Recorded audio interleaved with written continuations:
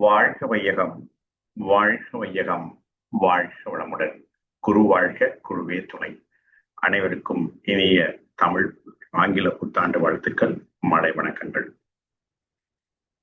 இன்றைய தலைப்பு மௌனம் உலகை மாற்றும். மகரிஷி அவர்கள் 1994 அக்டோபர் மாதம் ஒரு மாதம் மௌனத்தை தொடங்கும் முன்பு அவர் ஆற்றிய உரை.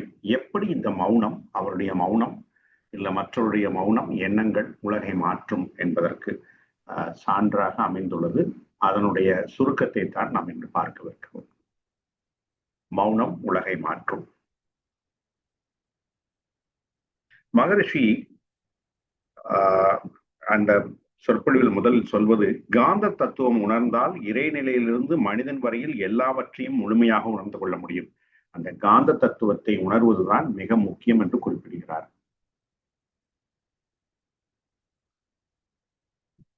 அப்படி ஒரே ஒரு நிமிஷம். அந்த காந்த தத்துவத்தை உணர்வதற்கு அறிவாற்றல் நமக்கு தெளிவாக இருக்க வேண்டும். அப்படி தெளிவாக உண்மையை விளங்கிக் கொள்ள முடியாமல் ஒவ்வொருவரும் பல வேண்டாத கருத்துக்கள், சடங்குகள், சம்பிரதாயங்கள் இவற்றில் தங்களுடைய அறிவை கவசம் போட்டு மறைத்து வைத்துள்ளார்கள். அப்போ இந்த கவசத்தை நீக்குவதற்கு என்ன வழி அப்படி என்றால், மகரிஷி கூறுவது என்னவென்றால், அந்த இறைநிலை உணர்ந்த ஒருவர் அந்த இறைநிலை உணர்ந்த அந்த அகக்காட்சியோடு மனத்தில் அவர் ஒரு மனத்தோடு அழுத்தமாக இந்த பேரியக்க மண்டலத்திற்கு அந்த அலைகளை விடும்போது உலக மக்கள் அனைவரின் மூளை இயக்கங்கள் மூலமாக எல்லோரும் உணரும் ஆற்றலாக அது போய் சேரும் என்கிறார் மகரிஷி. அது எப்படின்னா, அந்த மௌன காலத்தில் அது மகரிஷி அதைத்தான் விளக்க போறாரு. அப்போ ஏற்கனவே உரையுணர்வு பெற்றவர்கள் அவர்கள் என்ன அலைகளை அழுத்தமாக இந்த வான்காந்தத்தில் அனுப்பும் பொழுது அந்த அலைகள் மற்றவர்களாக ஏற்றுக்கொள்ளப்படும். அவர்களிலும் மாற்றம் வரும். உடனே வரலாம், இல்லைன்னா ஒரு பிற்காலத்திலையும் வரலாம் அப்படிங்கிறார் மகரிஷி. அப்போ அந்த இறைநிலை உணர்வு எல்லாரிடத்திலையும் இருப்பாகவே உள்ள இருக்கிறது. சிலர் செயலுக்கு கொண்டு வருகிறார்கள், சிலர்கள் செயலுக்கு கொண்டு வருகிறார்கள். மகரிஷி அதை சொல்றார். இந்த மௌனத்தை மகரிஷி இந்த வருடம் என்ன சொன்னார்னா, நான் இந்த வருடம் இந்த உலக அமைதிக்கு மக்களிடம் இறையுணர்வு தேவை இதை மட்டும் வலியுறுத்திய நான் 1 மாத காலம் மௌனம் இருக்கிறேன். அப்படி இருக்கும் இந்த மௌனத்திற்கு நோக்கத்தை குறித்து விளக்கமாகத்தான் இந்த உரை அமைந்துள்ளது. மகரிஷி சொல்றார், உலக இறையுணர்வு தேவை. அப்படி உலக அமைதி மக்கள் இறையுணர்வு தேவை. இந்த இறையுணர்வை தூண்டும் விதமாக மௌன நோன்பை அமைத்துக் கொள்கிறார். மகரிஷி சொல்றார், வான்காந்தம் என்பது உள்ளது. ஜீவகாந்தத்தை அழகாக விளக்குகிறார்.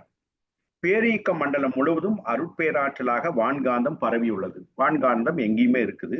அது ஒவ்வொரு மனிதனுக்குள்ளும் நிறைந்திருக்கும் ஜீவகாந்தத்துடன் கலந்தும் இருக்கிறது. வான்காந்தம் இருக்கிறது, அதே மாதிரி ஜீவகாந்தம் இருக்கிறது. இறைநிலையிலிருந்து எழுந்த விரைவளைவான கொண்ட விண்துகள்கள் தான் இருப்பு நிலையான இறைநிலையிலிருந்து எடுத்தது விண்துகள்கள். அந்த விண்துகள்கள் நிலையான வெளியோடு உரசும் பொழுது சேர்ந்த நிகழ்ச்சியே வான்காந்தம். எப்படி அந்த வான்காந்தம் வந்ததுங்கிறார் மகரிஷி. இதே வான்காந்தம் தான் ஜீவ இனங்களின் உடலில் ஜீவகாந்தமாக அமைந்திருக்கிறது. வான்காந்தம் ஜீவகாந்தமாக அறிவிக்கிறது.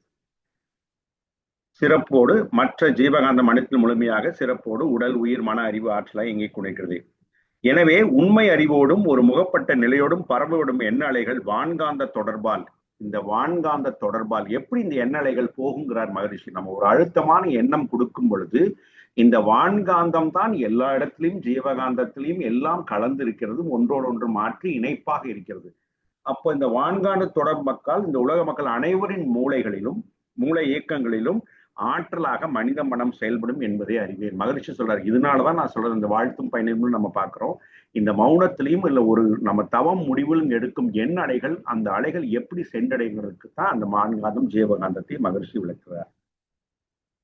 அப்போ மகரிஷி என்ன சொல்றார், நான் எப்படி இந்த இறைநிலையை கண்டேனோ, அகக்காட்சியாக இந்த இறைநிலையை கண்டேனோ, அந்த சலனமற்ற மனத்தில் நான் உண்மை அறிவோடு ஒருமுகப்பட்ட நிலையோடு இந்த எண்ண அலைகளை நான் வான்காந்த தொடர்பால் உலக மக்கள் அனைவரும் இயக்கங்கள் மூலம் நான் என்னால் சென்றடைய முடியும் அப்படிங்கிறார் மகரிஷி.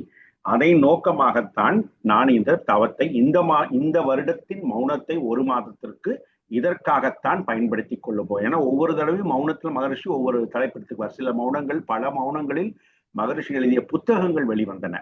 இந்த 1994 இப்படி பண்ணியிருக்கார். அடுத்தது மகரிஷி சொல்றார் எப்படி அந்த மௌனத்தின் சிறப்பை சொல்லும்போது சொல்றாரு, நம்மளுக்கு எப்படி தூக்கம் வரும் பொழுது தூங்க வேண்டும், நம்ம தூங்குறதுக்கு போறோம். அப்ப தூங்க போகும்போது நமக்கு பல எண்ணங்கள் வருகின்றன. உடனே தூங்குறது இல்லை. அதான் சொல்றாங்க, ரொம்ப உணர்ச்சி வசப்பட்ட நிலையில் ஏதாவது ஒரு காட்சிகளை பார்த்துவிட்டு நாம் உறங்க சென்றால் நமக்கு தூக்கம் வராது, சீக்கிரம் வராது. அதனால இப்ப நிறைய பேர் சொல்றதுன்னா, தூக்கம் வரலைன்னா நீங்க ஏதாவது ரொம்ப சட்டிலா பாருங்க, இல்லைன்னா பாட்டு கேளுங்க, இந்த மாதிரி இருக்கு சொல்றாங்க. மகரிஷி அதான் சொல்றாரு, நமக்கு அன்றைக்கு ஈடுபட்ட செயல்களிலே நிறைவு பெறாமை, பிணக்குகள், திருப்தியின்மை போன்ற சூழ்நிலைகள் நாம் படுத்தவுடன் ஒவ்வொன்றாக வந்து கொண்டே இருக்கும். அந்த அழுத்தத்திற்கு ஏற்ப ஒவ்வொன்றாக கொண்டு வரும். இதெல்லாம் குறைஞ்ச பின் தான் உறக்கம் வரும். நீங்க கொஞ்சம் யோசிச்சு பாருங்களேன். இன்னைக்கு நீங்க ரொம்ப யோசிக்கிறீங்க, ரொம்ப ஏதாவது ஒரு பிரச்சனைகள் இருந்து ரொம்ப அதிகமாக யோசித்துக் கொண்டிருக்கும் போது நீங்கள் போய் உறங்கினால் அன்று தூக்கம் வருமா என்றால், உடனடியாக வருமா என்றால் நம்ம பிறண்டு படுப்போம், கொஞ்சம் நேரமாகும். இல்ல ஒரு ஆழ்ந்த சிந்தனை இருக்கும்போது, இல்ல நாளை காலையில் நம்ம ஏதாவது பெரிய முடிவை சொல்ல வேண்டும், அதை எதிர்பார்த்திருப்பார்கள், அந்த முடிவு எப்படி, அதனுடைய நிறை குறைகளை நாம் ஆராயும் பொழுது தூக்கம் எளிதில் வராது. அப்போ மகரிஷி அது சொல்றார், இதற்கு சான்றாக ஒரு வாக்கியத்தை நினைவுபடுத்துகிறேன் அப்படின்னு சொல்றார். நீங்கள் பேசாத போது இறைவன் உள்ளே பேசிக் கொண்டிருக்கிறான். அதாவது நமது எண்ணங்கள், நமது மூளையில் நமது எண்ணங்கள் இல்லாத பொழுது இறைவன் பேசிக் கொண்டிருக்கிறான் என்கிறார் மகரிஷி. இதை மகரிஷி இதை நான் அழகா விளக்குறேன் அப்படின்னு சொல்லிதான் விளக்குறார். அதாவது நாம எத்தனையோ பொருட்களை உபயோகித்துக் கொண்டிருக்கிறோம், எத்தனையோ பதிவுகளை பார்க்கிறோம், நம்மளுடைய ஐம்புலன்களால் இந்த உலகோடு ஒட்டி உறவாடி பதிவுகளாக பெறுகிறோம். புதிய புதிய பதிவுகளை ஏற்றுக்கொள்கிறோம். அதே மாதிரி நம்ம பேசிக்கொண்டிருக்கிறோம், மற்றவர்கள் கலந்துரையாடுகிறோம். ஆனால் அமர்ந்த பிறகு இது எப்படி வருகின்றதா இல்லை பதியுது. நம்மளுக்கு எப்படி பதிஞ்சதுன்னு கூட நம்மளுக்கு தெரியுது இல்லை. நாம் எந்த வேலையும் செய்வதில்லை, அது பாட்டுல பதிகிறது. ஆனால் நாம் மௌனமாக அமைந்து ஒரு அமைதியா இருக்கும்போது நம்ம என்ன இப்ப பேசணும், அவங்க என்ன சொன்னாங்க, இதெல்லாம் நம்ம போது நம்மளுக்கு அகக்காட்சிகளாக நமது மூளை வழியாக தெரிகிறது. அப்ப மகரிஷி கேட்கிறார், இந்த பத்திரப்படுத்தி வைத்தது யார்? அதாவது இந்த காட்சிகளை, இந்த உணர்வுகளை, இந்த பயிற்சிகளை வெளியே இருந்து பத்திரப்படுத்தியது யார்? சிந்தித்து பாருங்கள். அதை வாங்கி இருப்பு கட்டியது யார்? அதை நீங்கள் இன்னது செய்தாய் என்று வெளிப்படுத்துவதும் யார்? இந்த இரண்டும் இறைவனுடைய செயல்தான் என்கிறார் மகரிஷி. முதல்ல எந்த எண்ணம் வெளியில நம்மளுக்கு வரும்னா, அதிகமான உணர்ச்சி வசப்பட்ட எண்ணங்கள் தான் நமக்கு முன்னே வந்து கொண்டிருக்கும். இதெல்லாம் நாம் செய்வதுதான். அவற்றில் இது சரி என்று நாம் ஆராய்ச்சி செய்யும் பொழுதுதான் என்ன ஆகிறது என்றால், நமது அலைச்சூழல் குறைகிறது. அதாவது நம்மளுடைய உணர்ச்சி வசப்பட்ட நிலது இதை நாம் செய்வது சரியா, தவறா, இது நல்லதா, கெட்டதா என்று நம்ம ஆராயும் பொழுது மனம் தன்னுள் ஆழ்ந்து போகிறது, மனனுடைய வேகம் குறைகிறது. அதன் பிறகு வருவதெல்லாம் நமது வாழ்வில் ஏற்பட்ட அனுபவம், சிக்கல்கள், அந்த சிக்கல்கள் தீரக்கூடிய வழிகள் இவையெல்லாம் வருங்கிறார் மகரிஷி. நம்ம அமைதியா இருக்கும் பொழுதுதான் நம்மளுடைய சிக்கலுக்கான தீர்வும் கூட வரும். இதுக்கு உதாரணமாக நாம பார்த்து கொண்டோம்னால், நம்ம ஏதாவது ஒரு உணர்ச்சி வசப்பட்டு ஒரு முடிவு எடுத்தோம் என்றாலும், ஒரு அலுவலகத்திலேயோ ஒரு பொதுவான வெளியிலையோ, நம்மளுடைய கூடும் இடங்கள்லையோ, நம்ம வேலைகளிலோ நம்ம ஒரு உணர்ச்சி வசப்பட்டு ஒரு தவறான முடிவை எடுத்தோம் என்றால், நிறைய இடத்துல சொல்லி கேள்விப்பட்டிருக்கோம், இந்த இந்த இந்த முடிவை இன்று சொல்ல வேண்டாம், இன்று வீட்டில் சென்று அமர்ந்து யோசிச்சு குடும்பத்துடன் பேசிவிட்டு நாளை சொல்லவங்க, இல்லைன்னா ஒரு வாரம் டைம் எடுத்துட்டு திருப்பியும் இந்த முடிவில் உறுதியாக இருக்கார் என்ற கூறவும் அப்படின்னு சொல்லுவாங்க. அது ஏன்னா, உணர்ச்சி வசப்பட்ட நிலையில் இருக்கும் பொழுது நாம் சரியாக சிந்திப்பதில்லை, அல்லது இறைநிலை நம்மிடம் பேசுவதில்லை, நாம் தான் செய்கிறோம் அப்படிங்கிறார் மகரிஷி. அப்போ இந்த அமைதியாக இருக்கும்போது இறைவன் மற்ற இவை இறைவன் தான், அதாவது முதலில் நாம் கொடுத்ததே திருப்பி கொடுக்கிறார், அதன் பிறகு அவன் கொடுக்கிறான். அப்ப நாம் கொடுக்கிறதை நிறுத்தி விட்டோம் என்றால் அவன் கொடுக்கிறது தான் வந்து கொண்டே இருக்கும். இதுதான் மௌனத்தில் நடக்கிறது என்கிறார் மகரிஷி. அப்போ இது எப்படி நாம இருக்கலாம்? அப்போ இறைவனின் பேச்சை நாம் எப்படி தொடர்ந்து கேட்க முடியும்? இல்லைன்னா கேட்க முடியும்னா, மற்ற விவகாரங்களிலிருந்து நாம் விலகிவிட்டு ஓரிடத்தில் மௌனத்தில் அமர்ந்து விட்டோம் என்றால் அப்போதுதான் இறைவன் பேசுவதை நாம் கேட்பதற்கு நல்ல வாய்ப்பாய் கிடைக்கும். மகரிஷி என்ன சொல்றாருன்னா, இனிஷியலா ஒரு கொஞ்ச நாள் பழக வரைக்கும், இல்ல ஒரு 4-5 நாள் கூட, உங்களால ஒரு மாதம் எல்லாம் உங்களுடைய வாழ்க்கையில் உங்களுடைய சூழ்நிலையில் எடுக்க முடியாது என்றால், ஒரு 4-5 நாட்கள் அமைதியாக மௌனமாக ஒரு இடத்தில் இருந்து அந்த எண்ணங்களை பார்க்க விட்டால், அந்த மௌனமாக இருக்க முடியும் என்றால் உங்களால் இதை அழகாக உணர முடியும் அப்படிங்கிறார். ஒரு தடவை நாம் இந்த மௌனத்தில் இறைநிலை பேசி உணர்ந்து விட்டோம் என்றால் நமக்கு அது எளிதாக கிட்டும் அப்படிங்கிறார். அப்ப மகரிஷி மௌனத்தில் 2 வகை உண்டு என்கிறார். அதாவது மகரிஷி அதுக்கு முன்னாடி ஒரு வார்த்தையை சொல்றார். நமது எண்ணங்களை கொஞ்ச நேரம் நமது மனதின் வேலைகளை நிறுத்தி வைத்து விட்டால் வரும் எண்ணங்கள் எல்லாம் இறைவனுடைய பேச்சுத்தான். நம்ம செயல் இருக்க இருக்க இறைவனின் செயல் தடைபட்டுள்ளது. நாம் அமைதியாக இருந்தால் இறைநிலை நம்மளிருந்து செயல்படுகிறார். அதே மாதிரி மௌனத்தில் 2 வகை அப்படிங்கிறார் மகரிஷி. மௌனத்தில் போது நாம் இதை செய்ய வேண்டும் அதை செய்ய வேண்டும் என்று எண்ணிக்கொண்டே இருந்தால் மேலும் மேலும் எண்ணம் உற்பத்தி தான். நான் மௌனத்தில் இதை நினைக்கணும் அதை நினைக்கணும் இதை பத்தி யோசிக்கணும் இப்படி நம்ம சொன்னோம்னா அதை பற்றிய ஒட்டிய எண்ணங்கள் தான் வரும். அப்போ இதை பற்றிய எண்ணங்கள் தான் அதுக்கு சமப்படுத்துறதுக்கு அறிவதற்கு. இப்போ ஒரு பிரச்சனையை நான் சால்வ் பண்ணணும்னு நினைக்கிறேன் அப்படின்னா அதை பத்தியே யோசிச்சுட்டு இருக்கும்போது உங்களுக்கு அதுலதான் டைம் செலவாகும். அது இல்லை. என்ன சொல்றாரு மகரிஷி என்னால் நாம் சும்மா இருக்க வேண்டும். சும்மா இருக்கணும்னா நம்ம ஒரு பழமொழி இல்லை, நம்மளுடைய வழக்கு சொல்ல சும்மா இருக்குன்னா ஒன்றும் செய்யாம இருக்கணும். ஆக்சுவலா மகரிஷி சொல்வது அந்த வார்த்தை தான் கரெக்ட் என்கிறார். சும்மா இருக்க வேண்டும். அப்போ சும்மா இருப்பது எப்படி என்றால் நம்மளுடைய தவம் செய்தால் நமக்கு அதுக்கு வழி சொல்றாரு மகரிஷி. சும்மா திடீர்னு நீ யோசிக்கணும் உட்கார்ந்து மௌனத்தில் இரு அப்படின்னா சும்மா இருன்னா நம்மளால இருக்க முடியாது. அதற்கு நீங்க தவத்தில் அமர்ந்தீங்க என்றால் ஆல்பா தீட்டா டெல்டா அப்படியே கீழே வர வர மிகவும் அதுக்கப்புறம் வரும் எண்ணங்கள் எல்லாம் மிக ஆழமானதாக சிந்தனைக்குரியவையாக உலகிற்கு நலம் கொடுப்பையாக இருக்கும் அப்படிங்கிறார் மகரிஷி. அப்போ மிக ஆழமான எண்ணங்கள் அலைச்சூழல் குறையும் போதுதான் வரும். அதனாலதான் நம்ம பார்த்தோம்னா நம்ம வாழ்த்தும் பொழுதோ நம்ம தவத்திற்கு பின்னாடி சங்கல்பம் பண்றது எல்லாமே நமக்கு அழகா மகரிஷி இதை கொடுத்திருக்கார். எல்லா இடத்துலையும் யோசிச்சுதான் கொடுத்திருக்காரு. அப்போ மகரிஷி இதற்கு உதாரணம் சொல்றாரு. ஏன் அந்த அலைச்சூழல் குறையும் பொழுது எப்படி உங்களுக்கு அந்த வேகம் வருகிறது, அந்த அந்த அழுத்தம் வருகிறது, ஆழமான எண்ணங்கள் வருகிறது அப்படிங்கிறதுக்கு ஒரு இன்டென்சிட்டி எப்படி ஜாஸ்தி வருங்கிறதுக்கு அழகா ஒரு மகரிஷி ஒரு உதாரணம் கொடுத்திருக்காரு. சாதாரண கண்ணாடிக்கும் பெருக்காடிக்கும், அதாவது பெருக்காடிக்கும் என்ன வேறுபாடு, அதாவது லென்ஸ், குவி லென்ஸ் இருக்கு இல்லையா, அந்த லென்ஸ். அப்போ அந்த வெப்பத்தில் ஒண்ணு இல்ல, 2 ஒரே கண்ணாடி தான். நம்ம வெப்பத்துல வச்சு பார்க்கும்போது பாத்தீங்கன்னா அது அந்த வெப்பம் இருக்குது. அதே அந்த லென்ஸ்ல வச்சு நம்ம பார்க்கும்போது மகரிஷி அழகா தமிழ் வார்த்தை நானே இன்னைக்கு தான் பார்த்தேன், பெருக்காடி. அதாவது லென்ஸ் கான்கேவ் கான்வெக்ஸ் லென்ஸ் சொல்றாங்களே, அது பெருக்காடி அப்படிங்கிறார். பெருக்காடி. அப்போ இந்த வெளிச்சத்தை நம்ம சூரிய வெளிச்சம் நம்ம சின்ன வயசுல எல்லாம் விளையாண்டுருப்போம். அழகா ஒரு லென்ஸை கையில எடுத்துட்டு பேப்பரை கையில வச்சுட்டு, இல்லைன்னா கைக்கு யாராவது சூடு வைக்கிறது, இல்ல பேப்பர் எரியிற அளவு கூட நம்ம எல்லாம் பார்த்திருக்கோம். இந்த காலத்து குழந்தைகளை பாக்குறாங்களான்னு தெரியல. நான் எல்லாமே நம்ம எல்லாருமே கிட்டத்தட்ட சொல்றது அனைத்திலும் இணைத்துக் கொள்ள முடியும். நம்ம எல்லாம் ஒரு பேப்பர் எடுத்துட்டு அந்த லென்ஸ் எடுத்துட்டு வெயில போய் நின்று அழகா அப்படி பிடிப்போம். யாருக்காவது சூடு வைப்போம், இல்லைன்னா நம்ம அழகா ஒரு பேப்பரை எரிய விட்டுருப்போம். அப்ப என்ன ஆகுதுன்னா அந்த அந்த லென்ஸ்னால என்ன ஆகுதுன்னா ஒண்ணு அந்த ஆற்றலை குவிக்கிறது, இல்ல அந்த லென்ஸ் வழியா நாம எதை பார்க்கும் பொழுதும் பெரிதாக காட்டுகிறது அப்படிங்கிறார் மகரிஷி. அப்போ இதே போல் மனம் ஒன்றுபடும் பொழுது என்ன ஆகுது, மனிதனுடைய ஆற்றலும் சக்தியும் பெறுகின்றன. எப்படி அந்த லென்ஸ் வழியா அந்த ஆற்றலும் சக்தியும் பெருகுச்சோ அதே மாதிரி மனம் ஒருமைப்படும் பொழுது மனிதனுடைய ஆற்றலும் சக்தியும் பெறுகின்றன. அப்போ அப்படி சக்தியும் ஆற்றலும் பெருகும் பொழுதுதான் நமக்கு புரியாத விஷயம் எல்லாம் புரிய ஆரம்பிக்கும். நாம் இதைத்தான் தவத்துல செய்யுங்கிறார் மௌனம். நாம் ஏற்றும் தவமெல்லாம் மௌனம் தான் என்கிறார் மகரிஷி. ஏனால் மௌனத்தை நோக்கி செல்வதுதான் இறைநிலையை நோக்கிய பயணம் தான் தவம். தவத்துல என்ன பண்றோம், துரியாதி தவம் நம்ம சொல்றோம், மேன்மையான தவம் துரியாதி தவம். துரியாதி தவத்துல என்ன பண்றோம், இறைநிலைக்குத்தான் செல்ல போறோம். இறைநிலை என்று சுத்தவெளி, சொத்தில் என்று பெரு அமைதி, அந்த வெற்ற வெளி, அதுக்குத்தான் போகிறோம். அப்ப தவங்கள் எல்லாம் அழகா மகரிஷி அது ஆங்கிலத்திலையும் சொல்றாரு, it is a journey of consciousness towards the unified force. அதுக்குத்தான் போகுது அப்படிங்கிறார். சில விஷயங்கள் தீர்க்கப்படாமல் இருக்கும்,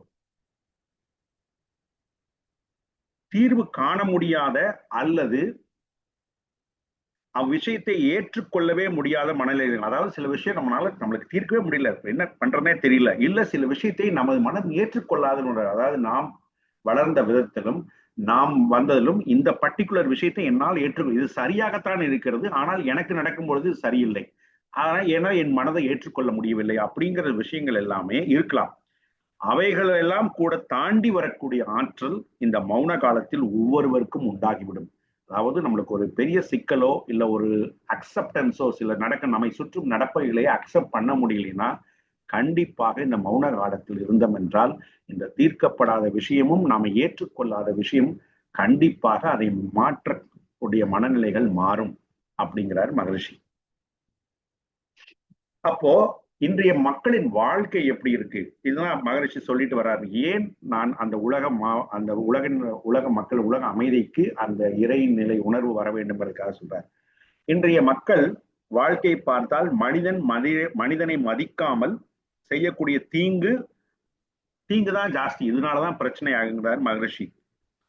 இதுக்குத்தான் துன்பத்துக்கு காரணமாகிறது. ஏன் யுத்தத்திற்கு கூட ஒரு மனிதன் இன்னொரு மனிதனை மதிக்காமல் தீங்கு செய்வதுதான் காரணம் அப்படிங்கிறார் மகரிஷி. பிறர் பொருளை பறிக்கும் வளம் போக்க வேண்டும். மனிதனுடைய அவனுக்குள்ளா இருக்கக்கூடிய ஆற்றல் இறையாற்றல் தான் என்பதை உணர வேண்டும். அதுவேதான் உடலாகவும் அறிவாகவும் செயல்படுவதை உணர்ந்து கொள்ள வேண்டும். நமது மனத்தில் நமது உடல் உயிராகவும் இறைநிலையே தான் இருக்குது என்று அணைய வேண்டும். அப்புறம் அடுத்த பாயிண்ட்டுக்கு வர்றார் மகரிஷி. நாம் ஒரு மனதினை பார்த்தால் அவனுக்குள்ளாக இறைவன் தான் இருக்கிறான் என்பது அவன் இருக்கிறான் என்கிறது நினைக்கணும். அதிலிருந்துதான் செயலாக நமது செயலுடைய விளைவாகத்தான் அவன் நமக்கு எது செய்தாலும் செய்கிறான். வேறு எந்த மனிதனும் நமக்கு இன்பமோ துன்பமோ கொடுத்தால் நாம் செய்த செயலுக்கு விளைவாகத்தான் அவர்கள் வருகிறார்கள், அவர்கள் நமக்கு இன்பமோ துன்பமோ கொடுக்கிறார்கள் என்று எண்ண வேண்டும்ங்கிறார் என்கிற மகரிஷி. அதை அழகா அடுத்த வார்த்தை போடுறார். குடும்பத்தில் மனைவி என்ற உருவத்திற்குள் இறைவன் இருக்கிறான் என்பதை நன்றாக தெளிவாக உணர்ந்து கொண்டால் இறைவனே எனக்கு ஒத்துழைப்பதற்கு மனைவி உருவத்தில் கிடைத்துள்ளான் என்பதை திட்டவட்டமாக யாரும் தெரிந்து கொள்ளலாம். ஏன்னா எல்லாம் இறைநிலைதான். அப்படி நமக்கு எல்லாரும் இறைநிலைதான் நம்மோடு இருந்து வாழ்க்கையை கடைசி வரை இருப்பதற்கு வரும் கணவன் மனைவிக்கும் இப்படி திணைத்துக் கொண்டால் என்ன ஆகுங்கிறார் மகரிஷி. நாம் அப்படி இறைநிலையே நம்மளுடன் இருக்கிறார்கள் என்று நினைத்தால் நம்மளுடைய நடைமுறைகள் எப்படி இருக்குங்கிறார். அதே போல் கணவனை மனைவி மதிக்கும் போதும் இறைவன் தான் எனது வாழ்விற்கு ஒத்து உதவ கணவன் உருவத்தில் ஒத்து உதவ ரெண்டு இடத்துல இருக்கு. ஒத்து உழைப்பதற்குன்னு ஒரு இடத்துல கொடுத்திருப்பாரு, அடுத்த இடத்துல ஒத்து உதவ நமக்கு ஏற்றபடி இருப்பார்கள். அப்படி இன்பமோ துன்பமோ நம்முடன் சேர்ந்து பயணிப்பதற்கு இறைநிலையே நம்முடன் இருக்கிறது என்று நினைத்தால் நாம் எப்படி நம்மளுடைய செயல்களை மாற்றிக்கொள்வோம் என்று நினைத்து பார்க்க சொல்கிறார் மகரிஷி. ஏன்னா எல்லாமே ஜீவகாந்தம் தான், இறைநிலை தான் இருக்கு.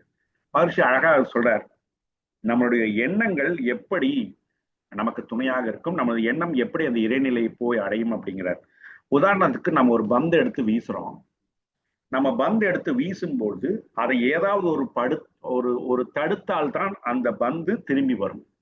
இப்ப நம்ம இங்கிருந்து ஒரு பால் எடுத்து வீசுறோம், அதை ஏதாவது தடுத்து நிறுத்தணும், இல்லைன்னா நேராவே போயிட்டு இருக்கும். எப்போ அதனுடைய வேகம் எப்போ நிக்குதோ அது வரைக்கும் போய்கிட்டே இருக்கும். அதே போலத்தான் நாம் எண்ணும் எண்ணம் என்ன எண்ணினாலும் செயல் செய்தாலும் இறைவனிடையே தான் போய் சேர்கிறதுங்கிறார் மகரிஷி. நல்லா ஞாபகம் வச்சுக்கணும். நம்ம என்னது எண்ணத்தை எண்ணினாலும் அது இறைநிலையை தான் சென்று அடைகிறது. அப்போ அங்கிருந்துதான் மறுபடியும் நாம் அங்கிருந்தா திரும்பி வருது.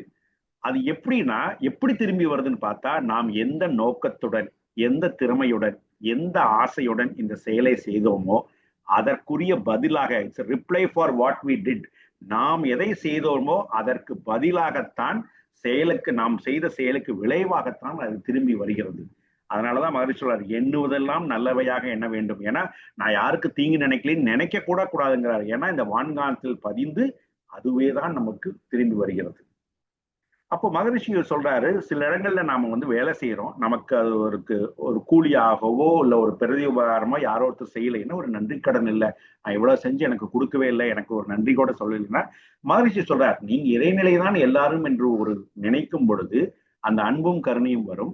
அந்த இறைநிலைக்கு நீங்க இங்கு செய்கிறீர்கள், இறைநிலை இன்று எனக்கு திருப்பி கொடுக்க மாட்டான், வேற எங்காவது எனக்கு திருப்பி கொடுப்பான் என்ற எண்ணம் வரும் பொழுது நாம் யாரிடமும் ஒரு வெறுப்பு இருக்காதுங்கிறார் மகரிஷி. ரெண்டாவது அதுக்கு ஒரு உதாரணமா கொடுக்கிறார். மழை எப்படி பெய்கிறது என்றால் பூமி எல்லாத்தையும் எடுத்துக்குதான்னு பார்த்தா கிடையாது, கொஞ்சம் தான் எடுத்துக்குது. அப்ப அதனால அது மீதியெல்லாம் போய் அப்படியே கடலுக்கு தான் போகுது. ஆனாலும் திருப்பி கடல் நீர் தான் ஆவியாக வருகிறது. அதனாலதான் பாத்தீங்கன்னா அந்த கடல் நீர் ஆவியாக வருவதால் மழை பெய்கிறது, அந்த சுத்தமான நீர் கிடைக்கிறது. அப்படி இல்லைனால் இந்த உலகத்தில் எங்கேயும் நீர் இருக்காது. அதாவது நாம் அருந்தக்கூடிய அதாவது ஃப்ரெஷ் வாட்டர் அப்படிங்கிறது இழுக்காம போயிடும் மழை பெய்யாமட்டா. அப்ப இந்த சைக்கிள் போய்கிட்டே இருக்கும் அப்படிங்கிற மாதிரி. ரெண்டாவது, அப்போ மகரிஷிக்கு அடுத்த இறைவன் ஏன் உலகை படைத்தான்? சில பேர் கேள்வி கேட்கிறாங்க, கடவுள் ஏன் துன்பத்தை கொடுக்கிறான், எல்லாம் நல்லாவே இருந்திருக்கலாமே அப்படின்னா, இந்த கேள்வியை யார் கேட்கிறார்கள் என்று மகரிஷி சொல்கிறார் என்றால், இக்கேள்வியை கேட்பவர்கள் தவறு செய்து கொண்டு அதில் தத்தளித்து துன்பம் தாங்க முடியாததுதான். அப்போ இறைவன் அப்படி பார்த்தோம்னா, இறைவன் எல்லாம் படைத்தான். இது சில கேள்விகள் கேட்பாங்க, எல்லாத்தையும் படைச்சான், எல்லாத்துக்கும் நல்லதே கொடுத்துருவான், எனக்கு மஸ்தான் துன்பத்தை கொடுக்குறாங்க அப்படின்னு நம்ம சொல்லி கேள்விப்பட்டிருக்கோம். என்னமோ தெரியல, நான் மட்டும்தான் எப்ப பார்த்தாலும் துன்பப்பட்டிருக்கேன் அப்படின்னு சொல்ல கேள்விப்பட்டிருக்கோம். நாமளும் என்றைக்காவது நினைத்திருப்போம்.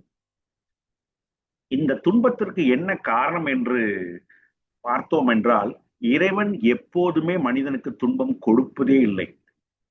மனிதன் செயலுக்கேற்ற விளைவைத்தான் கொடுக்கிறான். கண்டிப்பாக மகரிஷி ஆணித்தரமாக சொல்கிறார். நாம் செய்த செயல் இல்லைன்னா நமது முன்னோர்கள் நமக்கு மகரிஷி சொல்றார் இல்லையா, செயல்விளை தத்துவத்தின்படி அப்படிதான் நம்மளுக்கு துன்பம் வருகிறதோடைய இறைவனாக எதையும் கொடுப்பதே இல்லை அப்படிங்கிறார் மகரிஷி. உதாரணத்துக்கு ரெண்டாவது, செயலுக்கேற்ற விளைவுங்கிறதுக்கு மகரிஷி அழகாக கண்டிப்பா நல்லது செய்தால் நல்லது வரும், தீய செய்தால். உதாரணமாக நாம் உணவு சாப்பிடுகிறோம், ஒரு குறிப்பிட்ட அளவு உணவு சாப்பிட்டால் ஜீரணம் ஆகிறது, அதற்கு மேல் சாப்பிட்டால் அஜீரணம் வருகிறது. அப்போ இந்த உணவை உடலாக மாற்றும் பணியை இறைவன் செய்து கொண்டிருக்கிறான். அதற்கு மாறாக ஒரு அளவு தான் சாப்பிடணும், அதுக்கு மேல சாப்பிட்டோம்னா அந்த மாறாது, அந்த தேவையில்லாமல் அதிகமா சாப்பிடும்போது புளித்து விடும். அப்படி புளிக்காமல் போனால், இப்போ உதாரணத்துக்கு இப்படி சாப்பிடலாம், நம்ம எவ்வளவு வேணாலும் சாப்பிடலாம்னா மகரிஷி என்ன சொல்றாரு தெரியுங்களா, நமக்கு அளவே கிடையாது, நம்ம எதை சாப்பிட்டாலும் நம்மளது உடல் ஜீர்ணிக்கும் என்றால் மனிதன் சாப்பிடுவதை தவிர வேறு ஒன்றுமே செய்ய மாட்டான் அப்படிங்கிறாரு மகரிஷி. அதுவும் இல்லாம அடுத்தவங்க சாப்பாட்டையும் புடுங்கி தின்னுக்குவாங்க அப்படிங்கிறாரு மகரிஷி. அதனால எல்லாத்துக்கும் இறையாட்சியில் ஒரு நீதி உண்டு. அதை தெரிந்து கொண்டு அளவோடும் முறையோடும் பிறர் மனம் வருந்தாமல் பிறர் பொருள் பறிக்காமல் வாழ்ந்தால் போதும். இந்த உணர்வு வந்தாலே நம்மளுடைய உலகத்தில் எந்த சண்டை சச்சரவும் இருக்காது. இந்த உணர்வை யாரால் கொண்டு வர முடியும் அப்படின்னா மகரிஷி இறை உணர்வு பெற்ற மனிதனால் மட்டுமே முடியும் அப்படிங்கிறார் மகரிஷி. இறை உணர்வு பெற்ற மனிதன் மட்டுமே இந்த உணர்வை கொண்டு வர முடியும்.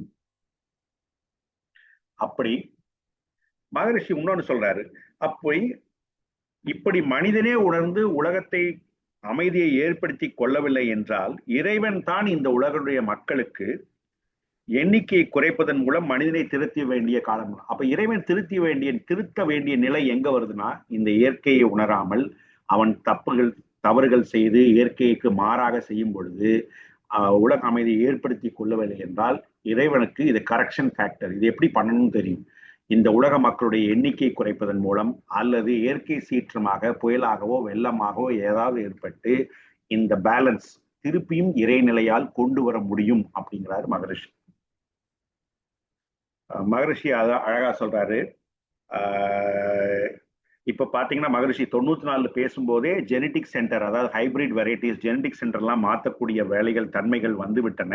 அதாவது ஒரு தாவரத்தும் இன்னொரு தாவரத்தும் இணைப்பது இப்படி எல்லாம் என்பது ஒரு அளவில், அதாவது அதாவது ஒவ்வொருக்கும் தாவரங்களில் ஹைபிரிட் வரை இந்த இதுல இருக்கிற நல்லதும் அதுல இருக்கிற நல்லதும் எடுத்து ஏதாவது பண்ணலாம் அப்படிங்கிற மாதிரி பண்றாங்க. ஆனா யோசிச்சு பாருங்க, உயிருள்ள விலங்குகள் 2 சேர்த்தனா என்ன ஆகும் அப்படிங்கிறார் மகரிஷி. அது விலங்குகள் வரைக்கும் சிலது பண்ணியிருக்காங்க, சிலதுக்கு கிடைச்சிருக்கு. பட் மனிதனுக்கு வரும்பொழுது மனிதனை விட நல்ல ஒரு மேம்பட்ட ஜீவனை சேர்த்தால்தான் மனிதனை மேலும் நல்லது பண்ண முடியும். அப்படி இல்லாம ஒரு மிருகத்தோடு இதை சேர்த்தால் ரொம்ப கஷ்டம் அப்படிங்கிறார். அப்போ இந்த மாதிரி எல்லாம் விஞ்ஞானத்தால் தான் முடியும் அப்படிங்கிற விஞ்ஞானத்தால தான் முடியுமா அப்படின்னு இல்லைன்னா இல்லை. மகரிஷி சொல்றாரு, genetic change can be brought by people who understand nature best அப்படிங்கிறார். அப்போ இந்த மனிதனை விட, அதாவது நமது மனவளக்கலை மன்றத்தை சேர்ந்தவர்கள் தான் ஜீவகாந்த சக்தியானது வான்காந்திய சக்தி கொண்டு தெரிந்து கொண்ட அளவில் தன்னிடத்தில் காந்த தன்மையாற்ற மாற்ற வேண்டும். நம்மளால நம்மளுடைய எண்ண அலைகளால இந்த மாற்றத்தை கொண்டு வர முடியும் அதாவது அனைவரும் நன்றாக இந்த நம்மளுடைய ஒவ்வொரு மனிதனுக்கும் ஒரு விலங்கின பண்பு இருக்குது. அந்த கோபப்படுறது, எரிச்சல் படுகிறது, அடுத்தவரை துன்புறுத்துறதுலாம் விலங்கின பண்பு தான் வந்து மகரிஷி அழகாக சொல்லி வருகிறார். அந்த விலங்கின பண்பை மாற்றுவதற்கு இறைநிலை உணர வேண்டும். அப்படி உணராதவர்களுக்கு இறைநிலை உணர்ந்தவர்கள் ஆழ்ந்த தவத்தில் அமர்ந்து அழுத்தமான எண்ணத்தை கொடுக்கும் பொழுது கண்டிப்பாக அதை பயிற்சி சேரும் அப்படிங்கிறார். அப்போ உலகமே நன்றாக இருக்க வேண்டும் என்ற உயர்ந்த எண்ணத்தில் நாம் இருந்தோம் என்றால் அந்த எண்ணமானது மற்றவர்களையும் மாற்றும் அப்படிங்கிறார் மகரிஷி. அப்ப மகரிஷி என்ன சொல்றாருன்னா, இறைநிலை உணர்ந்த காட்சியிலே நின்று கொண்டு ஜீவகாந்தத்திலிருந்து வான்காந்தத்தில் எந்தெந்த அலைகளை நாம் அழுத்தம் கொடுத்து எண்ணத்தை செலுத்துகிறோமோ அந்த மனநிலையோடு உள்ள எல்லா மக்களுடன் நம்ம எண்ணத்திற்கு தொடர்பு உண்டாகிவிடும். நம்ம ஒரு அமைதியான மகரிஷி அமைதியா இருக்கோம். ஒரு இறைநிலை உணர்ந்த காட்சி, அந்த காட்சியிலேயே அமர்ந்து அந்த இலைகளை அழுத்து கொடுக்கும்போது மற்றவர்களுக்கும் அந்த காட்சி அல்ல அந்த எண்ணத்தை தொடர்பு உண்டாகி விடுங்கிறார் மகரிஷி. அப்படி தொடர்பு இல்லாதவர்களுக்கும் காலத்தால் ஒளிரும். ஆனா அந்த இது போகும். அதுக்கு அழகா மகரிஷி சொல்றாரு அப்படின்னா, நம்முடைய வான்வெளி ரேடியோ பெட்டிகள் உள்ளன. அந்த ரேடியோ பெட்டிகள் அழகாக ஒரு ஃப்ரீக்வன்சியில அனுப்புறாங்க. எந்தெந்த ரேடியோ பெட்டிக்கு இந்த வானொலி பெட்டிக்கு இந்த ஃப்ரீக்வன்சி நாம இப்ப 98.4 89.4 இந்த ஃப்ரீக்வன்சி மாற்றும் பொழுது அது வந்துட்டே தான் இருக்கு. நம்ம மாற்றும் பொழுது அந்த அலைநிலையத்தை நம்ம கேட்கும்போது நம்மளுக்கு அழகாக கேட்கிறது. ஆனாலும் அது கேட்காட்டியும் அந்த எண்ணமானது பரவித்தான் இருக்கும்.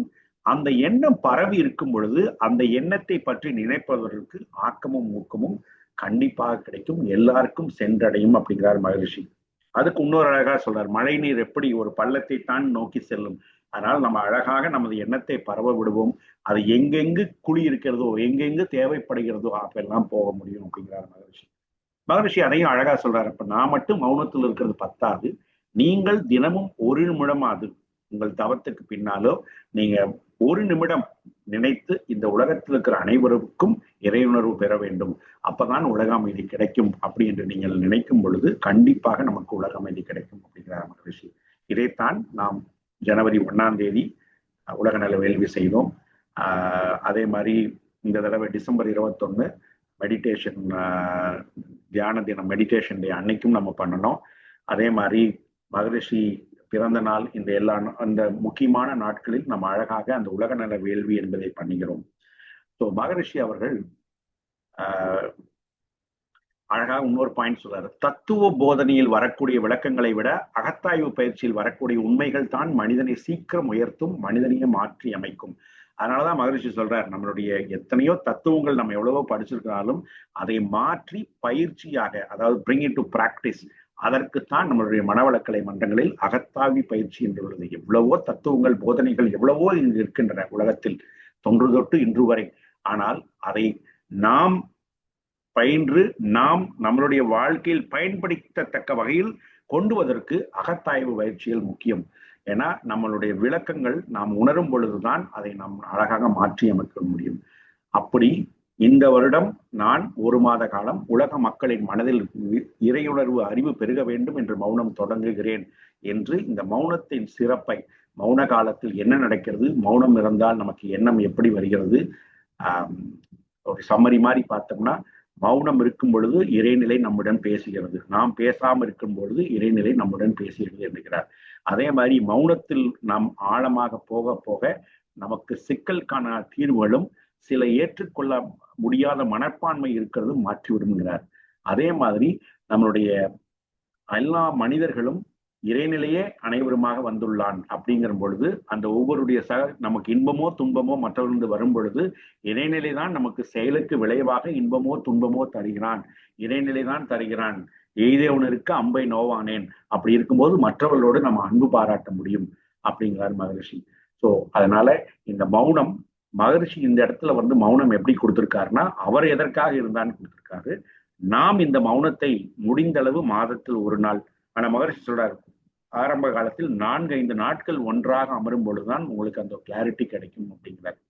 அட்லீஸ்ட் நம்மளால மாசத்துல 1 நாள் நம்மளால உட்கார முடியும் அப்படின்னா, இல்ல நமக்கு சில பிரச்சனைகள், நம்மளுக்கு ஒரு சிக்கல்கள் இருக்கின்றன, அதற்கு நன்றாக ஒரு நல்ல தீர்வு வேண்டும் அப்படின்னா ஒரு நாள் இல்லை 2 நாள் இல்லை 3 நாள் ஒரு அமைதியான இடத்தில் தவங்களை செய்துவிட்டு எண்ணத்தை சும்மா விட வேண்டும். நம்ம எதை பற்றும் எண்ணாமல் நம்ம எண்ண ஓட்டத்தில் என்ன வருகின்றது, ஏதாவது வரும், அதை அப்படியே விட்டுட்டே இருக்கணும். அதை நீங்கள் ஒரு தேர்ட் பார்ட்டி, ஒரு அம்பையராக நின்று நீங்கள் உங்களது மனதில் என்ன என்ன காட்சிகள், என்ன எண்ணங்கள் வருகின்றன என்று பார்க்க வேண்டும். நீங்களாக யோசிக்க கூடாது. நீங்க அமைதியாக இருக்கும்போது, நாம் அமைதியா இருக்கும்போது நமது எண்ணம் என்ன வருகிறது. ஏன்னா இறைநிலை பேச ஆரம்பிக்கிறான். முதலில் நாம் கொடுத்ததற்கெல்லாம் திருப்பி வருகிறது, பின்பு அவனை பேசுகிறான். அதற்கு நமக்கான சிக்கல்களும் தீர்வுகளும் அழகாக வரும். அப்படி வரும் பொழுது நமக்கு ஒரு தெளிவு கிடைக்கும், நம்மளுடைய பிரச்சனைகளுக்கு ஒரு தீர்வாக அமையும். இல்லைன்னா அந்த தீர்வை கொடுக்கக்கூடிய நபரை நம்மிடம் கொண்டு வந்து கொடுப்பார். இது நான் நிறைய இடங்கள்ல பார்த்திருக்கேன், நிறைய பேர் சொல்லியும் கேட்டிருக்கோம். நமக்கே தீர்வு வராது, இல்லை அந்த தீர்வை நமக்கு கொடுக்கக்கூடிய நபருக்கான அறிமுகம் நம்மளுக்கு கிடைக்கும். அப்படி கிடைக்கும் போது நமக்கு ஒரு நன்மை, நம்மளுக்கு சிக்கல்ல இருந்து வெளிவர முடியும். ஆகவே மௌனம் என்பது ஒரு முக்கியமான, மகரிஷி சொல்வது நம்மளுடைய ஆன்மீக பயணத்திற்கு தவம் இப்படி சொல்கிறாரு. தவத்தின் இந்த அழகாக சொல்கிறார், தவம் மௌனத்தை நோக்கிய பயணம் தான் அப்படிங்கிறார். ஏன்னா ஒவ்வொரு தடையும் நாம் துரியாதீதம் போயிட்டு போகும்போது அந்த ஒரு சில நிமிடங்கள், சில நொடிகள் மௌனத்தில் தான் இருக்கிறோம். அப்போ இந்த தவம் எல்லாம் மௌனத்தை நோக்கி பயணம் தான் போது நம்மளுடைய வாழ்க்கையில் நாம் மேலும் மேலும் முன்னேற, வாழ்க்கையில் மிக அமைதி பெற, சிக்கல்களை போக்கிக் கொள்ள, வாழ்க்கையில் வெற்றி பெற்று ஆனந்தமாக வாழ்வதற்கு மௌனம் ஒரு சிறந்த கருவியாக பயன்பட்டிருக்கிறது. மகரிஷி நம்மளுக்கு கொடுத்த அத்தனை புத்தகங்களும், அத்தனை நம்மளுடைய மனவளக்கலை பயிற்சிகள், அவருடைய சிந்தனைகள், இந்த உயிரின தன்மாற்றம் எல்லாம் மௌனத்தில் வந்தவைதான். ஏன்னா ஒவ்வொரு மௌனத்திற்கு பின்பும், ஒவ்வொரு மௌனத்திலும் கடைசியில் அவர் எழுதிய புத்தகங்கள், அவர் எழுதிய கோட்பாடுகள், தன்மாற்ற தத்துவம் எல்லாம் மௌனத்தில் வந்ததுதான். அவ்வளவுதான் சொல்றார், நான் அமர்ந்து எழுதி உணர்ந்ததை எழுதினேன் அப்படின்பார். ஸோ நாமளும் அந்த மௌனத்தை அழகாக எப்படி மௌனத்தால் சாதிக்க முடியும் என்று நமக்கு நமது குருபிரான் வேதாத்திரி மகரிஷி அவர்கள் அருமையாக நின்று வழிகாட்டியுள்ளார். ஏன்னா அவர் வருஷம் அவருடைய காலத்தில் இது 94 வந்து அக்டோபர்ல இருந்திருக்கார். அதுக்கப்புறம் கொஞ்சம் கொஞ்சமாக மாற்றிக்கொண்டு கரெக்டா ஆகஸ்ட் 14, அவருடைய ஆகஸ்ட் 14ஆம் தேதி மகரிஷி அவர்கள் அவருடைய பிறந்த நாள் அன்று 1 மாதம் மௌனத்தை முடித்து கொண்டு அந்த சிந்தனை உரை, சிறப்பு சிந்தனை உரை, அந்த ஒரு 2 மணி நேரம் பேசுறது தான் பேசுவார். மௌனத்திலிருந்து வெளிவந்த முதல் இதா இருக்கும். அப்படி வருடம் இந்த உலக அமைதிக்காகவும் மக்கள் நலனுக்காகவும் வருடம் தன்னலம் பாராமல் உலக மக்கள் உலக அமைதி வேண்டும் என்பதற்காகவே மகரிஷி வருடம் 1 மாதம் அமைதியாக இருந்தார். அப்படி அமைதியில் பார்த்து கற்றுக்கொண்டதை, தெரிந்து கொண்டதை நமக்கு அழகாக புத்தக வடிவில், நம்முடைய பயிற்சி வடிவில் கொடுத்தார். நாமும் இந்த மௌனத்தை பழகி நாமும் வாழ்க்கையில் வெற்றி பெறுவோம். நன்றி. வாழ்க வளமுடன். வாழ்க வளமுடன் சார். அருமையான